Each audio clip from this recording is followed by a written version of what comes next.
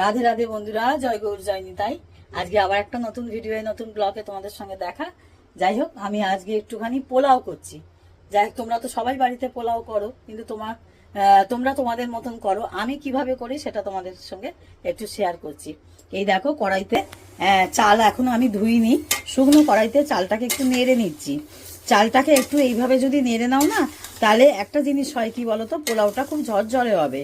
হ্যাঁ, চাল তোমরা তেলেও একটু নেড়ে নিতে পারো। আমি যেহেতু চালটা ধুইনি, হ্যাঁ, তেলের মধ্যে ওই ভেজা চালটা আমি তোমাদের সবসময় বলি যে আমি একটু তাড়াহুড়োর মধ্যেই সবসময় একটু চেষ্টা করি যে চটজলদি কিভাবে রান্না করা যায়। এবার যদি চালটাকে যদি ভিজিয়ে ফেলো, তাহলে কিন্তু চালটাকে শুকোতে হবে। চালটা কিন্তু জল শুদ্ধ ওরম তেলে দিয়ে ভাজলে কিন্তু বড্ড ফটফট ফটফট করবে, তখন কিন্তু অসুবিধা হবে। আর এই দেখো, চালটা যে ভাজছি না, দেখো তোমরা বন্ধুরা, সাদা সাদা মতন চালটা একটা দুটো হয়েছে, বেশ কয়েকটা হয়েছে, একটা দুটো বলবো না, বেশ কয়েকটা হয়েছে। সাদা সাদা এরকম হয়ে গেলে কিন্তু জানবে চালটা কিন্তু তোমার পোলাওটা কিন্তু জড়াবে না। পোলাও করো, ফ্রাইড রাইস করো, বিরিয়ানি করো, যেভাবেই যাই করো না কেন, তোমরা যদি চালটা যদি একটু যদি নাড়িয়ে নিতে পারো, তাহলে বিরিয়ানিতে তো ভাতটা করে নিতে হয়। হ্যাঁ, সেটাতেও যদি তোমরা যদি একটু যদি নেড়ে নিতে পারো, তাতেও কিন্তু খারাপ হয় না, জানো তো, চালটা ভাঙবেও না। দেখো সবসময় চালের কোয়ালিটি কিন্তু একরকম থাকে না। অনেক চাল থাকে একটু হলেই গলে যায়। হ্যাঁ, চালটা গলে যায়, ঘেঁটে যায়। আর যদি চালটা যদি এরম যদি শুকনো খোলায় যদি একটু নেড়ে নিতে পারো না, তাহলে চালটা দেখবে একটু সাদা সাদা মতন ভাব চলে এসছে। হ্যাঁ, বেশ একটু শক্ত শক্ত কাঠি কাঠি মতন হয়ে গেলে তাহলে জানবে আর কিন্তু ভাঙার চান্সটা থাকে না। আর যে একটা জড়িয়ে যায়, পোলাও বলো ফ্রাইড রাইস বলো, একটা যে জড়ানো ব্যাপার হয়ে যায়, সেইটা কিন্তু হবে না। তাই আমি এইভাবে করি। এরপর কিন্তু চালটাকে ধুয়ে নেবো। বুঝেছো? তোমরা সঙ্গে থাকো, দেখতে থাকো আমি কিভাবে পোলাওটা করছি।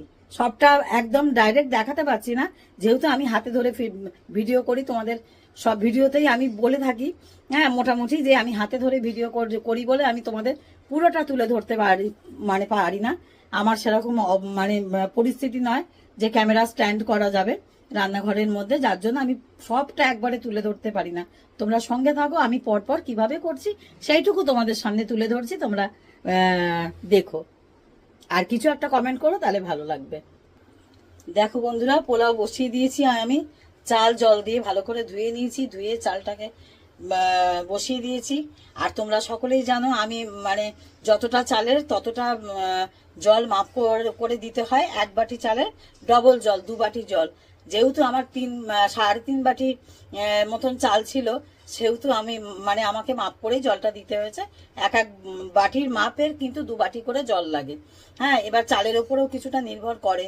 হ্যাঁ, যার জন্য একটু ভর্তি ভর্তি জল দিলেই ভালো, যে চালটা যাতে একদম শক্ত না থেকে যায়। কারণ বাচ্চারাও বাড়িতে খায়, বয়স্করাও খায়, একটু যাতে যেন নরম হয়, অথচ জোরজোরে হয়।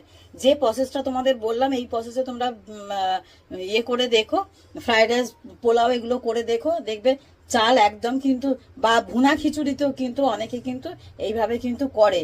পূর্ববঙ্গের লোকেরা ভুনা খিচুড়িও একটু চালকে একটু কাঠখোলায় নেড়ে নেয়। ওরা কাঠখোলায় বলে, শুকনো খোলায় আমরা এদেশিরা শুকনো খোলায় বলি, শুকনো কড়াইতে নেড়ে নেওয়া বলি, ওরা আবার কাঠখোলায় একটু নেড়ে নেওয়া বলে। যাই হোক, কথা তো এক এক রকম, এক এক রকম হতেই পারে, সেটা কোনো ব্যাপার না। কিন্তু তোমরা এইভাবে করবে। আর আমি কি কি দিয়েছি এই দেখো, আমি একটু কেশরী রং দিয়েছি। আর আমি বাদাম তেলেই করি। হ্যাঁ, আমরা সাদা তেলটাই খাই, সেইটাতেই করি আমি। আর সাদা তেলেই হয়, আর ঘিয়ে হয়। তা যাই হোক, আর গোটা গরম মশলা আর নুন মিষ্টি এইগুলো দিয়েই বসিয়ে দিয়েছি। এবার আস্তে আস্তে ফুটতে থাকবে, ফুট ধরবে, হতে থাকবে।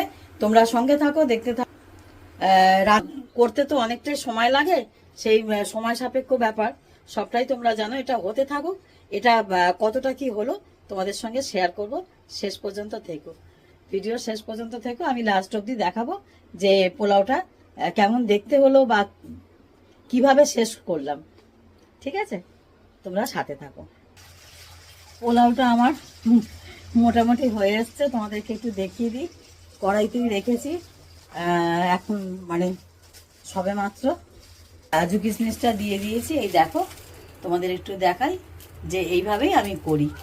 হ্যাঁ, এখনো একটু দমে রাখবো। হ্যাঁ, এক্ষুনি ইয়ে মানে নাবাবো না, এখনো একটু দমে থাকবে চাপা দেওয়া। যাই হোক, ভিডিও অনেক বড় হয়ে যাবে, যার জন্য এখানেই ভিডিওটা শেষ করব।